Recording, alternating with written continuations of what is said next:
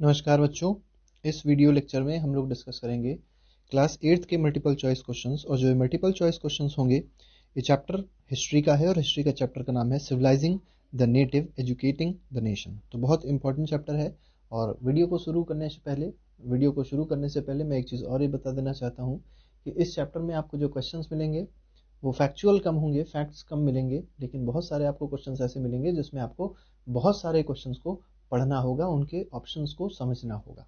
तो चलिए स्टार्ट करते हैं। पहला क्वेश्चन देखते हैं। फर्स्ट क्वेश्चन में कहा गया है linguist is someone who knows and studies several. अब देखिए, लिंग्विस्ट के बारे में पूछा गया है कि लिंग्विस्ट कौन होते हैं जो बहुत सारी चीज़ें पढ़ते हैं, बहुत सारी चीज़ें समझते हैं, लेकिन वो जो चीज़ें हैं पूछी गई वो क्या हैं, तो वो लैंग्वेजेस हैं। तो linguist are related to those person those who study a lot of languages. Next question देखते हैं। क्वेश्चन नंबर 2 है। क्वेश्चन नंबर 2 में कहा गया है In 1783, a person named William Jones arrived in Dash, who had an appointment with junior judge at the Supreme Court of that company had set up। ठीक है, that company had set up। देखिए, supreme court एक setup हुआ था और ये junior जज थे जिनकी बारे में बात हो रही है, और वो है विलियम जोन्स। 1783 में ये आते हैं। आपको बताना है कि ये अराइव कहाँ पर करे थे, मतलब ये कहाँ पर किस पोर्ट पे अराइव किए थे, तो कलकत्ता में ये अराइव किए थे। तो इसका आंसर हो जाएगा option number B. Next question देख लेते हैं। क्वेश्चन नंबर 3 है। क्वेश्चन नंबर 3 में कहा गया है Asiatic Society of Bengal was started by. इसका फाउंडर कौन था एशियाटिक सोसाइटी ऑफ बंगाल का? तो मेन विलियम जोन्स थे, लेकिन इन्होंने जो एशियाटिक सोसाइटी फाउंड आउट करी थी वो दो और लोग के साथ करी थी। हेनरी थॉमस कोलब्रुक के साथ करी थी और नथेनियल हैलहेड के साथ भी करी थी। तो इसका आंसर हो जाएगा all of the above. Next question देख लेते हैं। क्वेश्चन नंबर 4 है। यहाँ पे देखिए पूरी कहानी लिखी गई है, पूरा इसके बारे में बताया गया है कि इनका क्या है। English man like Henry Thomas Colebrook और हालहेड के बारे में बताया गया है कि ये बहुत ज़्यादा बिजी थे, इंडियन हेरिटेज के बारे में डिस्कवरीज कर रहे थे। ठीक है, बहुत सारे इंडियन के वर्क्स थे जो ये ट्रांसलेट कर रहे थे संस्कृत में, पर्शियन में जो वर्क्स थे उसको ट्रांसलेट कर रहे थे किसमें, इंग्लिश में।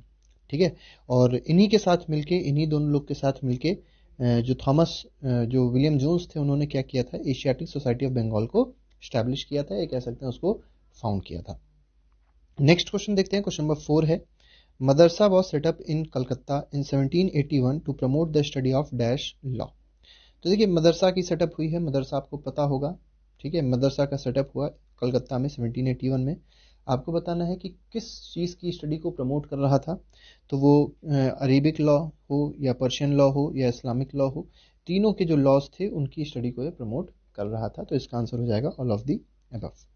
नेक्स्ट क्वेश्चन देखते हैं। क्वेश्चन नंबर 5 है the Hindu college was established in dash in 1791। अब देखिए, यहाँ पे जो हिंदू कॉलेज के बारे में बात करी गई है, 1791 में जो हिंदू कॉलेज स्टैब्लिश किया गया वो कहाँ स्टैब्लिश किया गया आपको ये बताना है। और वहाँ पे मेनली जो पढ़ाई होती थी वो संस्कृत टेक्स्ट की पढ़ाई होती थी, और इसी हिंदू कॉलेज को आज BHU भी बोला जाता है। तो इसका जो आंसर है वो क्या है, बनारस है, बनारस हिंदू यूनिवर्सिटी अब उसका नया नाम हो गया है। ठीक है, नेक्स्ट क्वेश्चन देख लेते हैं। क्वेश्चन नंबर 6 है dash is an Arabic word for a place of learning any type of school और कॉलेज। ठीक है, तो अरेबिक वर्ड है, ठीक है, और वो प्लेस है लर्निंग का, सीखने का। ठीक है, तो और वो एक टाइप का स्कूल भी होता है या कॉलेज भी होता है, और उसको कहते क्या है, उसको मदरसा कहते हैं। नेक्स्ट क्वेश्चन है क्वेश्चन नंबर 7। इसमें पूछा गया है विक्टोरिया मेमोरियल कहाँ पे है। तो विक्टोरिया मेमोरियल बहुत सिंपल है, कलकत्ता में है। नेक्स्ट क्वेश्चन है क्वेश्चन नंबर 8। इसमें कहा गया है Hastings took the initiative to set up dash मदरसा। देखिए, विलियम हेस्टिंग्स के बारे में अगर बात करी जाए, हेस्टिंग्स के बारे में बात करी जाए, तो इन्होंने एक मदरसा सेटअप किया, और वो मदरसा आपको बताना है कहाँ सेटअप हुआ था और इनका मानना क्या था। विलियम हेस्टिंग्स का मानना ये था ancient customs of the country and oriental learning ought to be the basis of British rule in India. ठीक है, तो ब्रिटिश को अगर रूल करना है तो ओरिएंटल लर्निंग को प्रमोट करना पड़ेगा और एंशिएंट कस्टम्स को प्रमोट करना पड़ेगा। इसीलिए हेस्टिंग्स ने क्या किया था, मदरसा का सेटअप किया था, मदरसा इन्होंने सेटअप किया था। तो कहाँ पे मदरसा सेटअप किया था, कलकत्ता में मदरसा सेटअप किया गया था। तो आंसर इसका हो जाएगा option number B. Question number 9 देखते हैं। 9th क्वेश्चन में कहा गया है a person who can read write and teach Persian is called.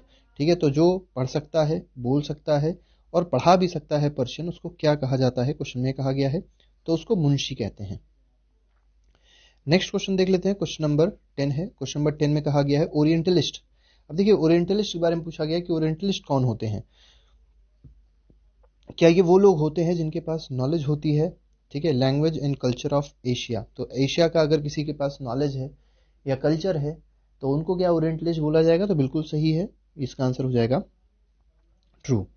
Next question is question number 11, vernacular के बारे में पूछा गया है। वर्नाकुलर क्या होती है? A term generally use to refer a local dash.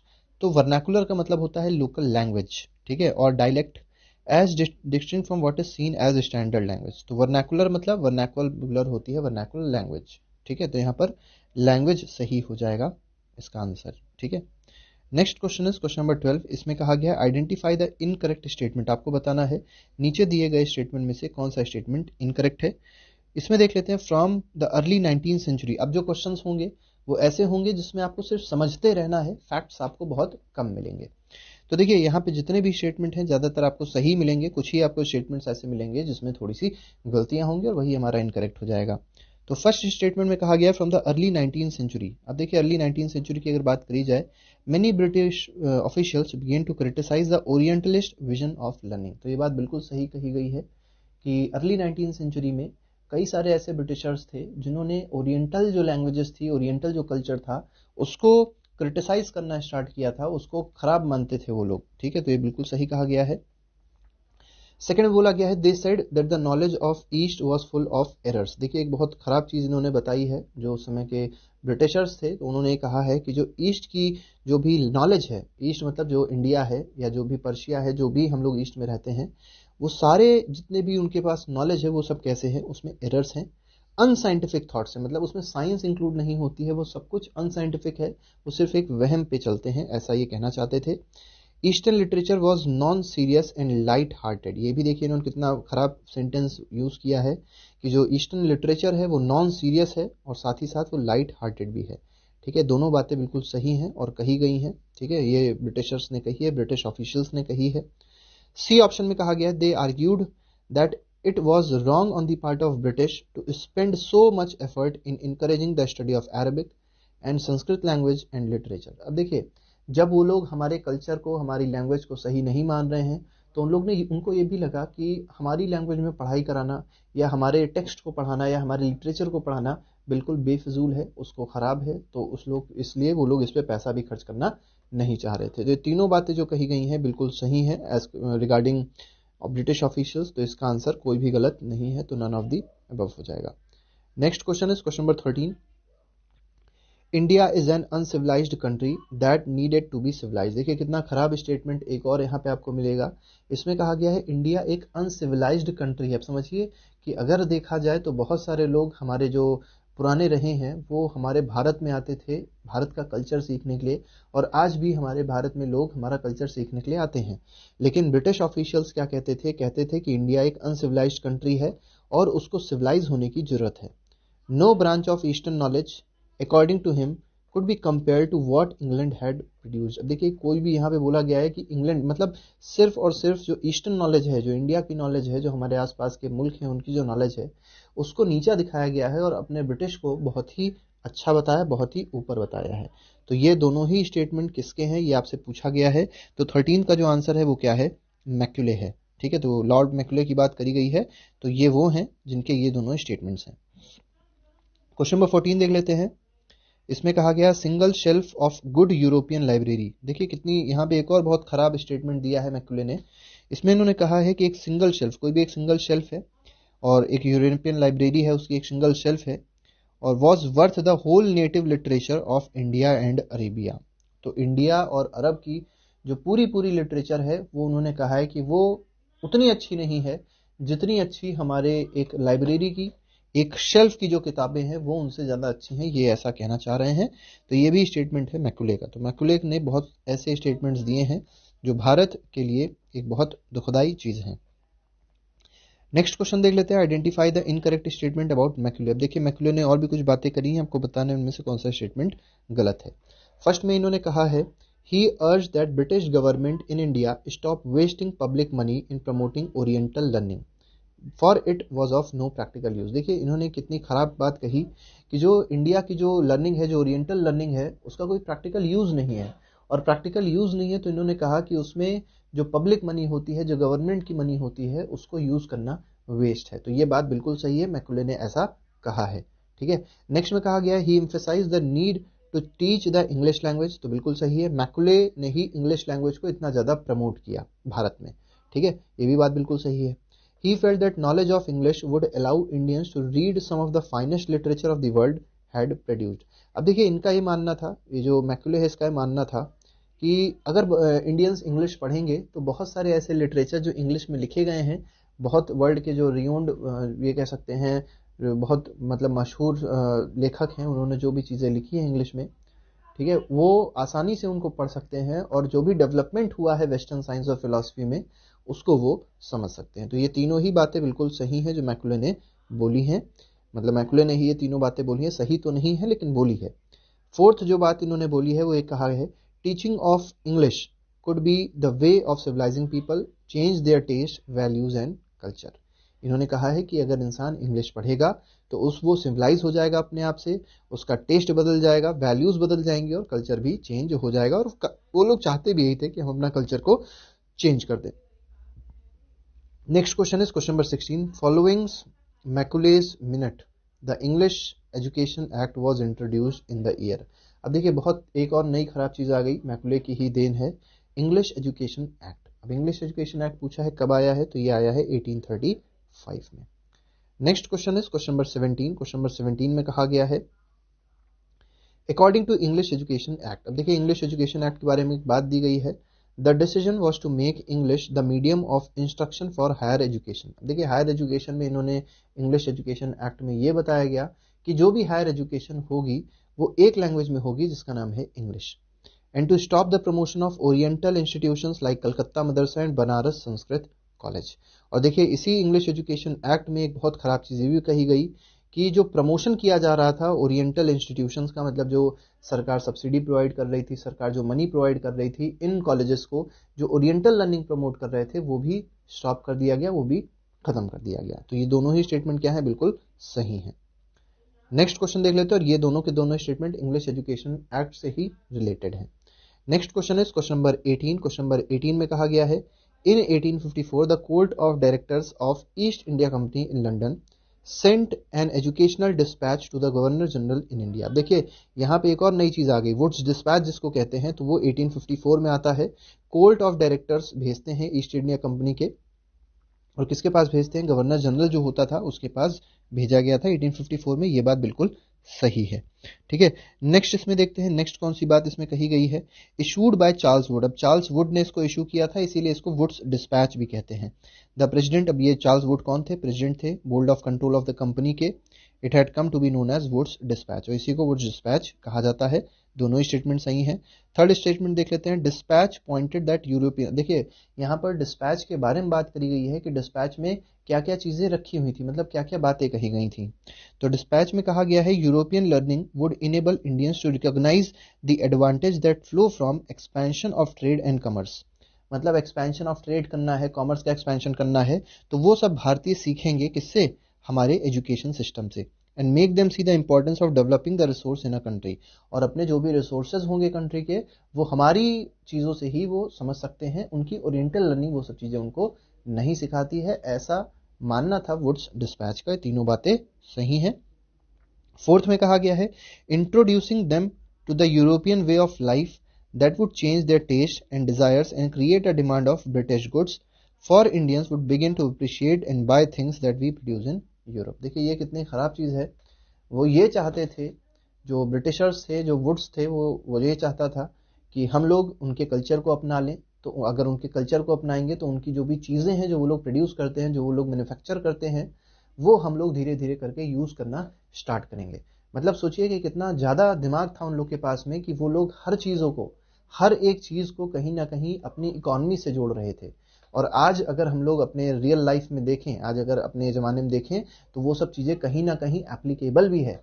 ठीक है, हम लोग जिस तरीके से वेस्टर्न कल्चर की तरफ भाग रहे हैं, तो वो सब चीज़ें इन लोग ने सोची थी, और कहीं ना कहीं ये लोग आज के ज़माने में सफल हो गए हैं।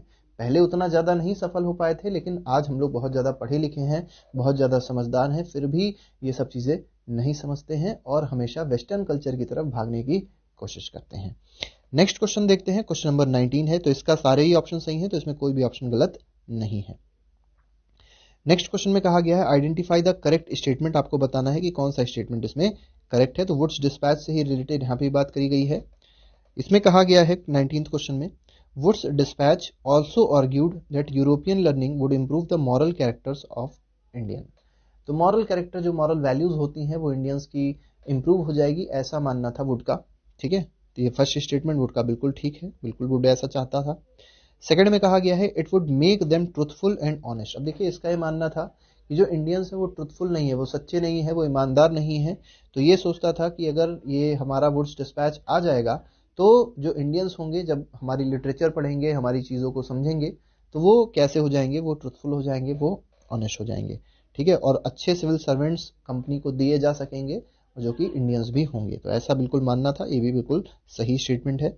नेक्स्ट तीसरा स्टेटमेंट दिया गया है the literature of east was not only full of grave errors, it could also not instill in the people sense of duty and commitment to work, nor could it develop the skills। अब देखिए, इन्होंने सिर्फ यही नहीं कहा, इन्होंने सिर्फ ये बताया है, इन्होंने बताया ये है, मतलब वुड्स ने ये बताया कि जो इंडिया के लिटरेचर है, ठीक है, जो ईस्ट की लिटरेचर है, वो सिर्फ एरर से नहीं भरी हुई है, उसके साथ ही साथ और भी कई सारी चीज़ें हैं। जैसे उसकी लिटरेचर में कहीं सेंस ऑफ ड्यूटी की बात नहीं करी जाती है, कहीं कमिटमेंट टू वर्क की बात नहीं करी जाती है, और साथ ही साथ स्किल डेवलपमेंट की बात नहीं करी जाती है, ऐसा मानना था वुड का।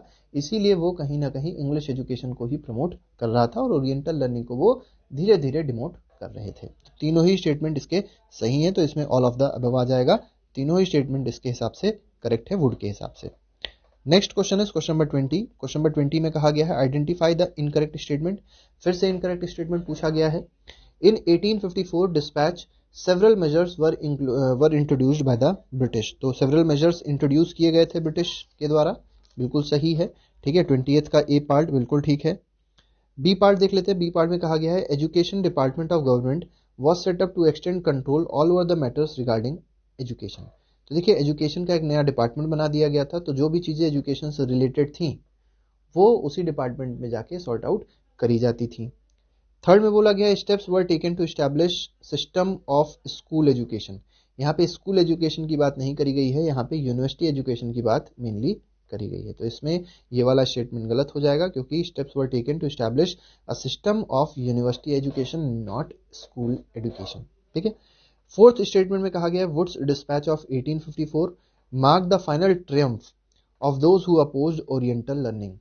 अब देखिए, कुछ लोग ऐसे भी थे, भारत के लोग कुछ ऐसे भी थे जो ओरिएंटल लर्निंग को प्रमोट कर रहे थे। ठीक है, तो 1854 का जब वुड डिस्पैच आता है तो पूरा पूरा वो सब खत्म हो गया, और ओरिएंटल लर्निंग का जो भी प्रमोशन था वो सरकार ने बिल्कुल तरीके से बंद कर दिया। नेक्स्ट क्वेश्चन देखते हैं, क्वेश्चन नंबर 21 है। इसमें कहा गया है मतलब इसमें जो स्टेटमेंट गलत था वो हमारा सी ऑप्शन था। ठीक है, 21 में बोला गया in 1857 while the sepoys rose in revolt in Meerut and Delhi. आपको पता होगा रिवोल्ट ऑफ 1857 हुई है, तो वहां पर मेरठ और दिल्ली में रिवोल्ट चल रहा था। Universities were being established in Calcutta, Madras and Bombay. तो यूनिवर्सिटी सेटअप हुई हैं कलकत्ता में, मद्रास में और बॉम्बे में। क्या ये बात बिल्कुल सही है? तो ये बात बिल्कुल सही है।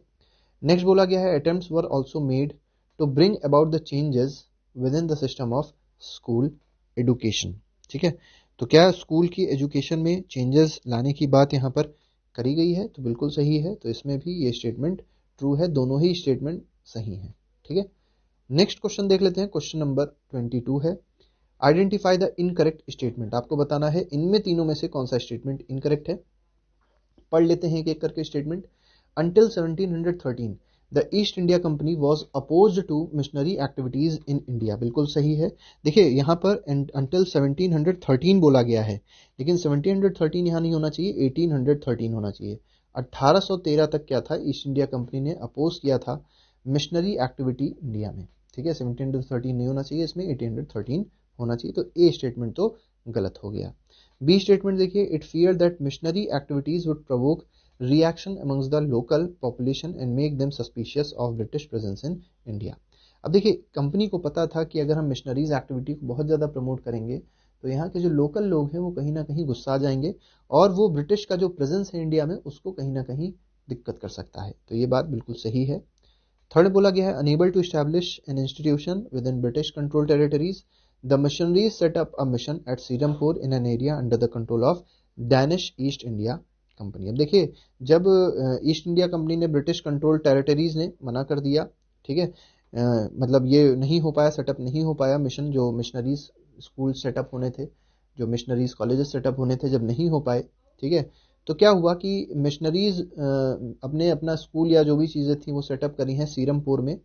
और ये ऐसे एरिया था जो कहाँ पे था, डैनिश ईस्ट इंडिया कंपनी के कंट्रोल में था, वो ब्रिटिश ईस्ट इंडिया कंपनी के कंट्रोल में नहीं था, क्योंकि वो कहीं ना कहीं ये मान रहे थे कि हम अभी प्रमोट नहीं कर सकते हैं मिशनरीज एक्टिविटीज़ को, क्योंकि वो कहीं ना कहीं धीरे धीरे करके हमको ही जड़ से उखाड़ देगी। ठीक है, तो ये ऑप्शन बिल्कुल सही है, ये ऑप्शन बिल्कुल सही है। इनकरेक्ट स्टेटमेंट हमारा हो जाएगा option number 8। Next question is question number 23। Over the dash century missionaries school were set up all over India. तो किस सेंचुरी तक मिशनरी स्कूल पूरे पूरे सेटअप हो चुके थे, तो वो 19th सेंचुरी है। Next question is question number 24। इसमें कहा गया है after dash however the British government in India was reluctant to directly support missionary education. ठीक है, मिशनरी एजुकेशन को सपोर्ट करने में बिल्कुल रिलक्टेंट थी ब्रिटिश गवर्नमेंट। वो किसके बाद था, तो वो था आफ्टर द रिवॉल्ट ऑफ 1857। ठीक है, नेक्स्ट क्वेश्चन देख लेते हैं, क्वेश्चन नंबर 25 है who asked the company to report on the progress of education in vernacular schools. तो वर्नाकुलर स्कूल्स में जो भी एजुकेशन दी जा रही थी उसके लिए एक मतलब कमेटी टाइप की कह सकते हैं, या एक इंसान से कहा गया था कि आप प्रोग्रेस रिपोर्ट बताइए, इनकी क्या है, इनके बारे में बताइए कि किस तरीके से फंक्शन करते हैं। तो ऐसा किया था किसने, 25th क्वेश्चन का जो आंसर है वो है विलियम एडम। तो विलियम एडम से ये चीज़ कही गई थी, और ये एक स्कॉटिश मिशनरी थे, इन्होंने टूर किया था कहाँ कहाँ, बंगाल और बिहार में। यहाँ पे जितने भी स्कूल्स थे छोटे बड़े, वहाँ पे जाते थे, वहाँ की एक्टिविटीज़ देखते थे, वहाँ का कल्चर देखते थे कि किस तरीके से वहाँ पर पढ़ाई कराई जाती है। नेक्स्ट क्वेश्चन देख लेते हैं, क्वेश्चन नंबर 26 है। इसमें कहा गया है identify the incorrect statement regarding the report that Adam produced. अब एडम ने जो भी चीज़ देखी उसकी एक रिपोर्ट बनाई, उसकी रिपोर्ट जब पेश करी गई तो बताना है कि उसमें कौन कौन सी चीज़ यहाँ पर गलत है। ठीक है, फर्स्ट कहा गया Adam found that over 1 lakh पाठशालाज इन बिहार एंड बंगाल। तो बिहार एंड बंगाल में टोटल जो नंबर ऑफ पाठशालाज थी वो अप्रॉक्सीमेटली 1 लाख थी। ये बात बिल्कुल सही है। बी स्टेटमेंट में कहा गया there were small institution with no more than 40 students each. तो 40 स्टूडेंट्स यहाँ पे नहीं होना चाहिए, no more than 20 students each, मतलब हर एक पाठशाला में अप्रॉक्सीमेटली 20 स्टूडेंट्स थे। ठीक है, तो यहाँ पर ये स्टेटमेंट गलत हो जाएगा, तो बी स्टेटमेंट इज रॉन्ग। ठीक है, थर्ड देख लेते हैं but the total number of children being taught in these पाठशालाज वर कंसिडर्ड ओवर 20 lakhs। तो देखिए, अगर 1 लाख टोटल पाठशालाज हैं और एक स्कूल में अप्रॉक्सीमेटली 20 लोग हैं ऑन एन एवरेज, तो टोटल नंबर ऑफ स्टूडेंट्स उस समय पाठशालाज में जा रहे थे वो अप्रॉक्सीमेटली 20 लाख हो जाते। बिल्कुल सही है, ए और सी स्टेटमेंट सही है। डी स्टेटमेंट देख लेते हैं, इसमें कहा गया है these institutions were set up by wealthy people. देखिए कितनी महत्वपूर्ण बात है कि जो ये इस तरीके के पाठशाला थे वो सेटअप किसने किया था, तो बहुत जो रिच लोग होते थे वो इनको सेटअप करते थे, जो भी लोकल कम्युनिटी होती थी वो सेटअप करती थी। लेकिन जो सिस्टम ऑफ एजुकेशन था वो फ्लेक्सिबल था। फ्लेक्सिबल इन द सेंस इसलिए था क्योंकि यहाँ पे जो फीस का सिस्टम था बहुत अच्छा था। जो गरीब होता था उससे फीस बहुत कम ली जाती थी या नामात्र ली जाती थी, और जो थोड़ा सा अमीर होता था उससे अच्छी खासी फीस भी ली जाती थी, जिससे स्कूल डेवलपमेंट भी कर सके। ठीक है, नेक्स्ट क्वेश्चन देख लेते हैं। Next question is question number 27। True false बताना है, इसमें से कौन सा स्टेटमेंट ट्रू है, कौन सा स्टेटमेंट फॉल्स है। Few things that you associate with schools today were present in the पाठशालाज दैट एट टाइम। अब आपको देखना है कौन कौन सी बातें यहाँ करी गई हैं। देयर वर नो फिक्स्ड फी। अब देखिए, जो उस समय के पाठशालाज थे उनके बारे में बात बताई गई है कि कौन कौन सी बातें यहाँ पर थीं या कौन कौन सी बातें यहाँ पर नहीं थी। कोई फिक्स्ड फी नहीं थी, कोई प्रिंटेड बुक्स नहीं थी, कोई सेपरेट स्कूल की बिल्डिंग्स नहीं हुआ करती थी, कोई बेंचेस नहीं थे, कोई चेयर्स नहीं थे, कोई ब्लैक बोर्ड्स नहीं थे, कोई सेपरेट क्लासेस नहीं थी, कोई रजिस्टर्स नहीं थे जिसमें रोल नंबर लिखा हो, अटेंडेंस होती, ऐसा कुछ भी नहीं था। और सबसे बड़ी चीज़ ये भी है कि कोई एनुअल एग्जामिनेशन नहीं होता था और कोई रेगुलर टाइम टेबल भी नहीं था उस टाइम पे पाठशालाज में। तो ये स्टेटमेंट बिल्कुल सही है। नेक्स्ट स्टेटमेंट में कहा गया है in some places class were held under mango tree. Mango tree के अंदर नहीं होती थी, बनियान ट्री के अंदर होती थी। बनियान का मतलब होता है बरगद का पेड़। ठीक है, बनियान ट्री के अंदर होती थी कई सारी classes. In other places in the corner of village shop और टेम्पल एट गुरुज होम। तो देखिए, ये सब ऐसी ऐसी जगह थी जहाँ पर क्लासेस हुआ करती थी, लेकिन यहाँ पर मैंगो ट्री नहीं होना चाहिए, तो ये स्टेटमेंट फॉल्स हो जाएगा। ये यहाँ पे थोड़ी सी गलती है। बाकी जितनी जगह दी गई हैं, corner of village, shop, temple, ठीक है, या गुरु के घरों पे हो जाती थी, तो ये सब बात बिल्कुल सही है। Next question, fee was same for rich and poor, ये बिल्कुल गलत है। हमने अभी आपको बताया था सब कुछ वहाँ पर फ्लेक्सिबिलिटी थी बहुत ज़्यादा स्कूल के सिस्टम में, तो जो पुअर होते थे उनको कम फीस देनी पड़ती थी और जो रिच होते थे उनको ज़्यादा फीस देनी पड़ती थी। तो ये स्टेटमेंट बिल्कुल सही है। नेक्स्ट स्टेटमेंट देख लेते हैं। इसमें डी ऑप्शन में कहा गया है teaching was oral and the guru decided what to teach in accordance with the need of student. Oral teaching थी, वहाँ लिखने का कुछ नहीं होता था, सिर्फ वहाँ पर समझाया जाता था और बच्चे उसको सीख जाते थे, उसको समझ जाते थे, याद भी हो जाता था उनको, ऐसा पढ़ाया जाता था। नेक्स्ट बताया गया है students were not separated out in different classes, all of them set together at one place. देखिए कितनी अच्छी बात है, कोई क्लास का वहाँ सिस्टम नहीं था कि क्लास फर्स्ट ये है, क्लास सेकंड ये है, क्लास थर्ड ये है। सब बच्चे एक साथ में बैठते थे और ऐसी लैंग्वेज, ऐसी चीज़ वहाँ सिखाई जाती थी जो सबके लिए एक जैसी होती थी, कॉमन होती थी। ठीक है, तो ये भी स्टेटमेंट बिल्कुल सही है। एफ में बताया गया the Guru interacted separately with group of children with different levels of learning. ये भी बात बिल्कुल सही है। जो गुरु होता था वो सेपरेटली लोगों से मिलता भी था, जो भी चिल्ड्रन होते थे उनके साथ इंटरेक्शन भी करता था, जो अलग अलग तरीके के बच्चे होते थे, मतलब कोई छोटा होता था, कोई बड़ा होता था, जो इस तरीके का इंटरेक्शन गुरु खुद करता था। ठीक है, नेक्स्ट क्वेश्चन देख लेते हैं। नेक्स्ट क्वेश्चन है question number 28। Adam discovered that this flexible system was suited to local needs as classes were not. अब देखिए यहाँ पर फ्लेक्सिबिलिटी एक और टर्म्स में बताई गई है। एडम ने फ्लेक्सिबिलिटी के बारे में जो बताया है, बहुत अच्छी बात बताई है कि जो क्लासेस थी वो हमेशा नहीं होती थी। जब हार्वेस्ट का टाइम होता था, जब कटाई होने वाली होती थी खेतों में, ठीक है, आपको पता होगा फसल उगाई जाती है, उसको फिर काटा जाता है, तो जब फसल को काटा जाता था तो याद रखना है आपको कि उस समय क्लासेस नहीं होती थी, पूरी पूरी बंद कर दी जाती थी। ठीक है, और क्यों बंद कर दी जाती थी? क्योंकि उनको पता था कि जो गांव में बच्चे रहते हैं वो कहीं ना कहीं अपने माता पिता के साथ खेती किसानी का काम भी करते होंगे, उनकी हेल्प करते होंगे, तो उनको पढ़ने का टाइम नहीं मिलेगा। ठीक है, तो ये बात बिल्कुल सही है, स्कूल आने का टाइम नहीं मिलेगा, तो ये स्टेटमेंट सही है। बी स्टेटमेंट में बोला गया है द पाठशालाज started once again when the crops has been cut and stored, this meant that even children of peasant families could study. देखिए कितना दिमाग था लोगों के पास में, जो इंडियन एजुकेशन सिस्टम को खराब कहते हैं, वो पहले इन सब चीज़ों को समझें कि हम लोग कितने ज़्यादा फ्लेक्सिबल रहे हैं, सबके बारे में हम लोग ने सोचा है और कितनी अच्छी अच्छी चीज़ें यहाँ पर रही हैं। ठीक है, तो इसमें दोनों ही स्टेटमेंट बिल्कुल सही हैं, तो A option will be the correct of question number 28। Question number 29 देख लेते हैं। Identify the correct one. Up to mid 19th century the company was concern primarily with higher education, बिल्कुल सही है। 19th सेंचुरी तक जो कंपनी थी वो मेनली कंसर्न थी किसके साथ? हायर एजुकेशन के साथ, मतलब यूनिवर्सिटी एजुकेशन के साथ में। ठीक है, so it allowed the local पाठशालास to function without much interference. अब देखिए जो मेनली उन लोग का फोकस था वो यूनिवर्सिटी एजुकेशन की तरफ था, हायर एजुकेशन की तरफ था, तो वो स्कूल एजुकेशन पे उतना फोकस नहीं कर रहे थे, तो पाठशाला जैसे चल रहे थे वैसे ही उनको चलने दिया जा रहा था। थर्ड में बोला गया after 1865 the company decided to improve the system of vernacular education. तो वर्नाकुलर एजुकेशन को इम्प्रूव करने का जो इनको विचार आया 1865 में नहीं आया, 1854 में ही आ गया था। ठीक है, तो ये स्टेटमेंट हमारा सी ऑप्शन इसमें इनकरेक्ट हो जाएगा। डी ऑप्शन देख लेते हैं।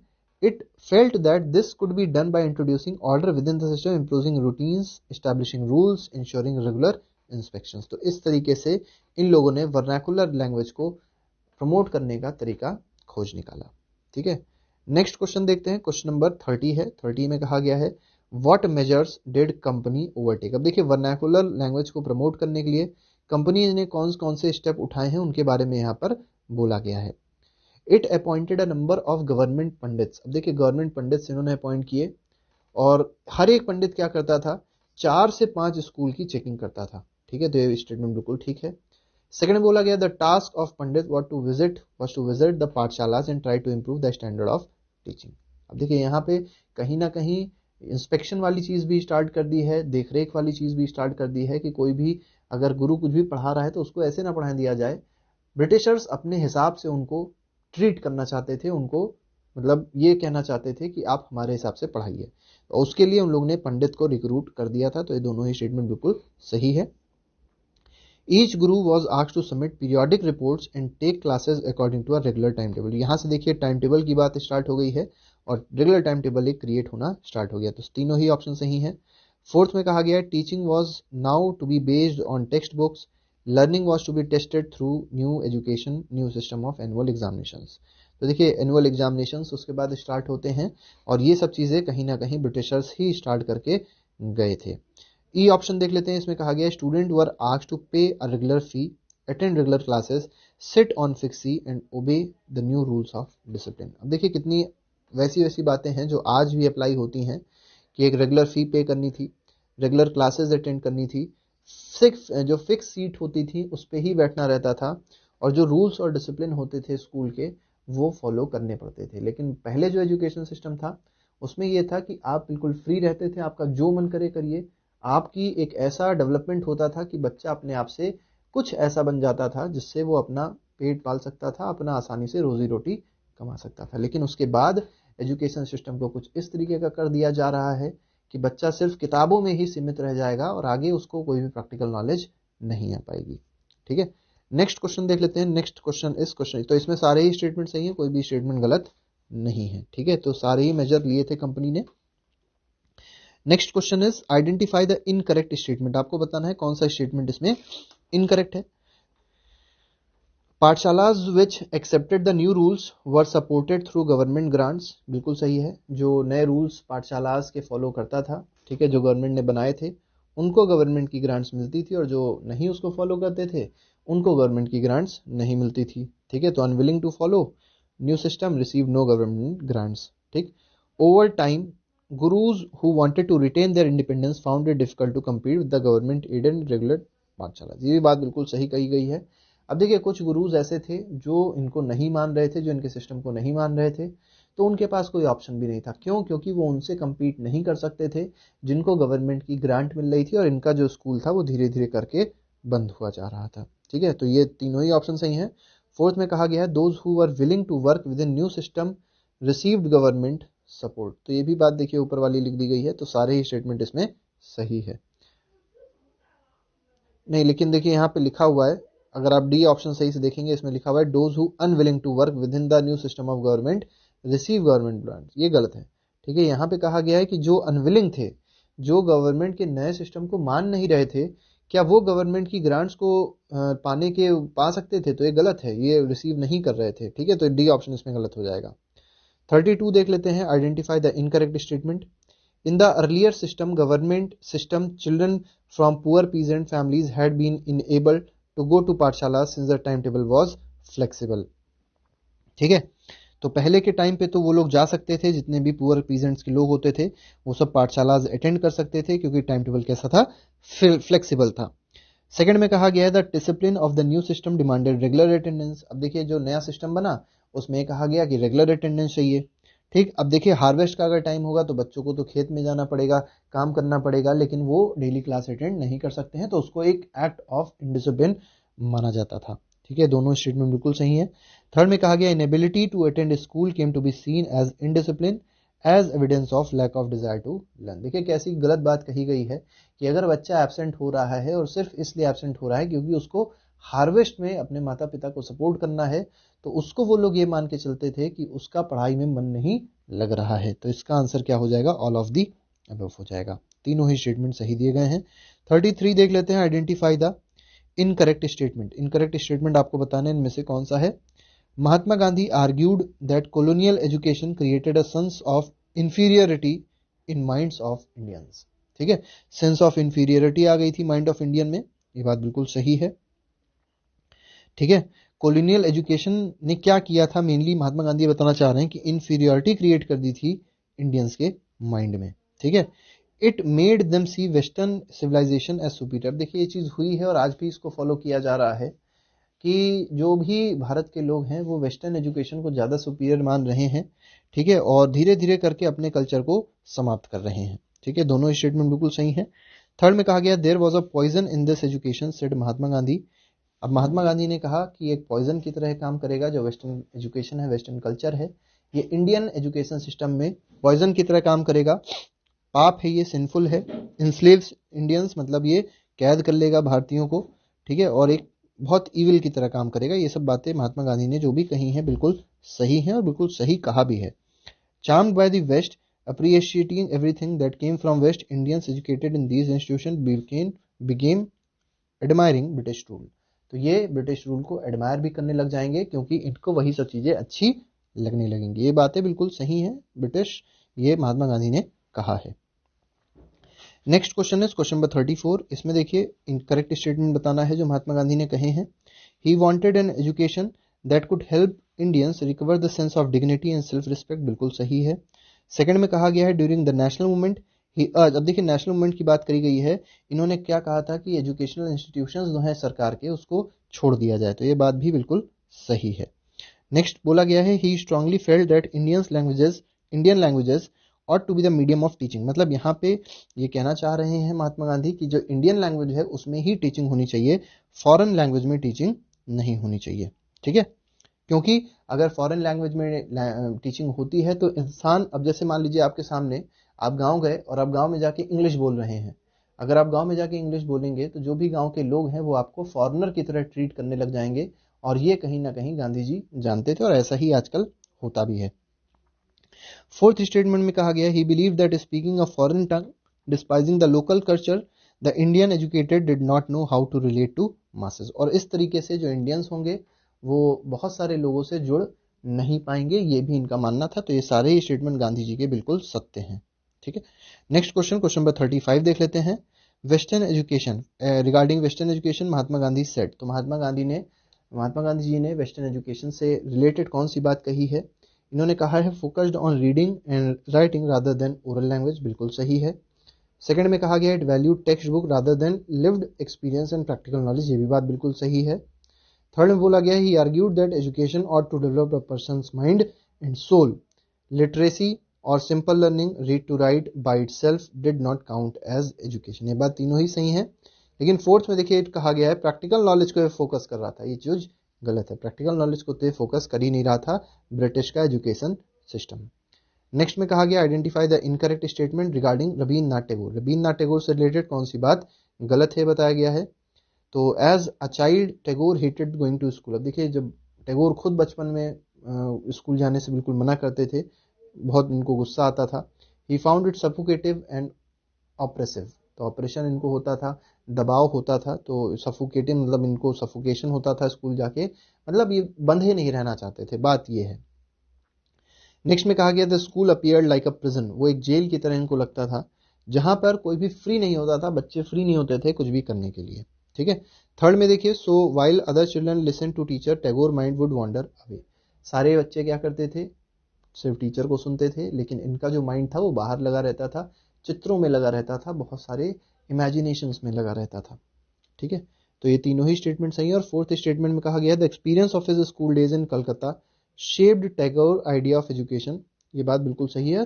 तो टैगोर ने जो आइडिया खोजा था एजुकेशन का, जिसके लिए इन्होंने शांति निकेतन का स्टैब्लिशमेंट भी किया, वो यहीं से ही, कलकत्ता से ही आया है। ठीक है, अपने स्कूल डेज से ही इन्होंने लिया है। और यहाँ पे देखिए ई में कहा गया है Tagore receive Nobel award in literature in 1903, तो 1903 में नहीं इनको लिटरेचर का नोबेल प्राइज मिला है, 1913 में मिला है।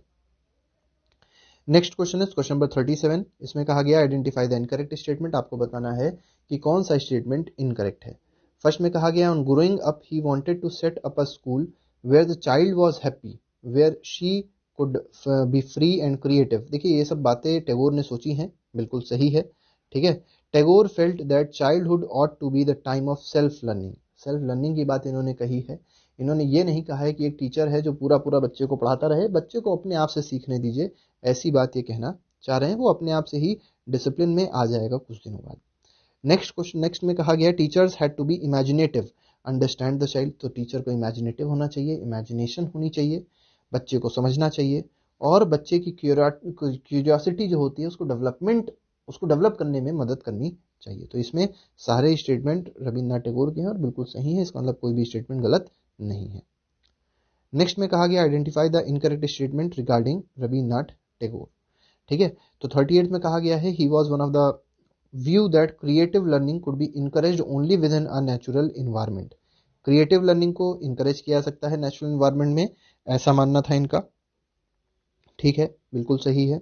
ठीक है, मतलब नेचुरल इन्वायरमेंट में पढ़ाई करना इनको ज़्यादा अच्छा लगता था, और ये चाहते थे कि जो एजुकेशन प्रोवाइड करी जाए वो भी पेड़ के नीचे ही प्रोवाइड करी जाए, क्लासरूम में, बंद क्लासरूम में ना प्रोवाइड करी जाए, ये इनका सोच थी। ठीक है, नेक्स्ट में कहा गया he chose to set up his school 10 kilometres away from Calcutta in a rural setting. तो रूरल सेटिंग में तो सेटअप किया था लेकिन 10 किलोमीटर्स नहीं था, इट वॉज अप्रोक्सीमेटली 100 किलोमीटर्स। ठीक है, तो ये 100 किलोमीटर, मतलब ये वाला स्टेटमेंट तो सही है, बी स्टेटमेंट इसमें गलत है। सी स्टेटमेंट देख लेते हैं, he saw it as abode of peace. तो शांति निकेतन देखिए कहा इन्होंने, मतलब उसका एस्टैब्लिशमेंट किया, where living in harmony with nature children could cultivate their natural creativity. और बच्चा जो है वो आसानी से नेचुरल क्रिएटिविटी क्रिएट कर सकेगा। तो इसमें सिर्फ बी ऑप्शन गलत है, बाकी सब सही है। नेक्स्ट क्वेश्चन देख लेते हैं। नेक्स्ट क्वेश्चन में कहा गया है, many senses Tagore and Mahatma Gandhi thought about education in similar veg.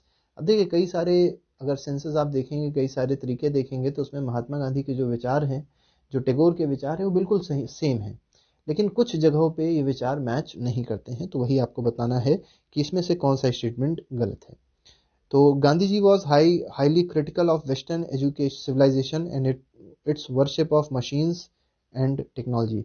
देखिए गांधी जी बहुत ज़्यादा क्रिटिसाइज करते थे वेस्टर्न एजुकेशन को, मशीन्स को बहुत ज़्यादा क्रिटिसाइज करते थे और टेक्नोलॉजी को भी क्रिटिसाइज करते थे, क्योंकि उनको मानना यह था कि अगर मशीन्स आ जाएंगी, टेक्नोलॉजी आ जाएंगी, तो जो एम्प्लॉयमेंट का लेवल है वो धीरे धीरे करके कम हो जाएगा। बिल्कुल ठीक है। नेक्स्ट बोला गया है, Tagore wanted to combine elements of modern western education system, modern western civilisation with what saw as the best within Indian tradition. वे, ठीक है, मतलब ये कहने का मतलब है टैगोर जो थे वो मॉडर्न वेस्टर्न के जो सिविलाइजेशन जो थे उसको अपने में जोड़ना चाहते थे, और जो भी चीज़ें वहाँ पे अच्छी हैं उनको अपने कल्चर में इंक्लूड करना चाहते थे। ये भी बात बिल्कुल सही है। थर्ड में बोला गया है, Tagore emphasise the need to teach science and technology at Shantiniketan. ये बात भी देखिए सही है, जो टैगोर थे वो चाहते थे कि बच्चों को जो शांति निकेतन से पढ़ते थे उनको साइंस एंड टेक्नोलॉजी की बात भी बताई जाए, जिससे वो आगे चल के अच्छी अच्छी चीज़ों की डिस्कवरी कर सकें और अपना नाम, अपने देश का नाम भी रोशन कर सकें। ठीक है, जहाँ पर आर्ट की भी बातें बताई जाती थी, म्यूजिक और डांस के बारे में भी शिक्षा दी जाती थी। तो तीनों ही ऑप्शन सही है। डी ऑप्शन बोला गया, Tagore was highly critical of western education. तो टैगोर वेस्टर्न एजुकेशन के हाईली क्रिटिकल नहीं थे, क्रिटिसाइज ज़्यादा नहीं करते थे। तो ये स्टेटमेंट था गांधी जी का। लास्ट क्वेश्चन देख लेते हैं, हमारा आज का आखिरी क्वेश्चन जो है वो ये कहा गया है, identify the incorrect statement. Many individuals and thinkers were thus thinking about the way of national education system could be fashioned. ये भी बिल्कुल सही है। ठीक है, तो बहुत सारे ऐसे लोग थे जो ये बना रहे थे कि जो हमारा नेशनल एजुकेशन सिस्टम होगा वो किस तरीके से रहेगा, जो आज तक कभी भी बिल्कुल ठीक से क्रिएट नहीं हो पाया है। ठीक है, तो ए स्टेटमेंट बिल्कुल सही है। Some wanted changes within the system set up by British and felt that the system could be extended so as to include wider sections of people. बिल्कुल ठीक है। और थर्ड में बोला गया है, others urged that alternative system to be created so that people were educated in a culture that was truly national. तो कुछ लोग ये चाहते थे कि हम लोग को इम्प्रूवमेंट करना चाहिए, जो ब्रिटिश का एजुकेशन सिस्टम है उसी में इम्प्रूवमेंट करना चाहिए। और कुछ लोग ये सोच रहे थे कि ब्रिटिश एजुकेशन सिस्टम में हमको इम्प्रूवमेंट नहीं करेंगे, हमको जो इम्प्रूवमेंट करना है वो इंडियन एजुकेशन सिस्टम को एक नया बनाना है, मतलब ब्रिटिश एजुकेशन सिस्टम से बिल्कुल एक अलग टाइप का एजुकेशन सिस्टम बनाना है और उसमें हर चीज़ नई रखनी है, अपने कल्चर के हिसाब से रखनी है। तो इसमें कोई भी स्टेटमेंट गलत नहीं है, तीनों ही स्टेटमेंट सही है, तो इसका हो जाएगा नन ऑफ दी अबव। ठीक है, तो यहाँ पे एक देखिए क्वेश्चन भी है कि ट्रूली नेशनल जो यहाँ पे वर्ड लिखा गया है, इस ट्रूली नेशनल का मतलब क्या है, ये आज तक कोई नहीं बता पाया है, और नेशनल एजुकेशन के लिए भी हमेशा बहस होती रहती है। ठीक है, तो ये जो क्वेश्चन पेपर था, ये जो MCQ का सेट था, इसमें क्वेश्चंस ऐसे थे, हम बहुत ट्राई किए कि बहुत सारे फैक्ट्स आपके लिए लेके आए, लेकिन फैक्ट्स पढ़ने से कोई मतलब नहीं है, क्योंकि NCERT फैक्ट से ज़्यादा कंसेप्ट पे फोकस करता है। तो कंसेप्ट आप समझिए, आप चीज़ों को समझिए कि क्या क्या बातें थी, इसीलिए हम थोड़ा सा आज इस चैप्टर को इस तरीके का लेके आए कि बच्चों को कंसेप्ट घुसे और बच्चों के दिमाग में वो सब बातें जाएं जो NCERT बताना चाहती है। तो बेटा आज के लिए फिलहाल इतना ही रखेंगे। अगले लेक्चर पर एक और नए वीडियो के साथ, एक और नए मल्टीपल चॉइस सेशन के साथ फिर से मुलाकात होगी। Till then, thank you very much, good bye, Jai Hind.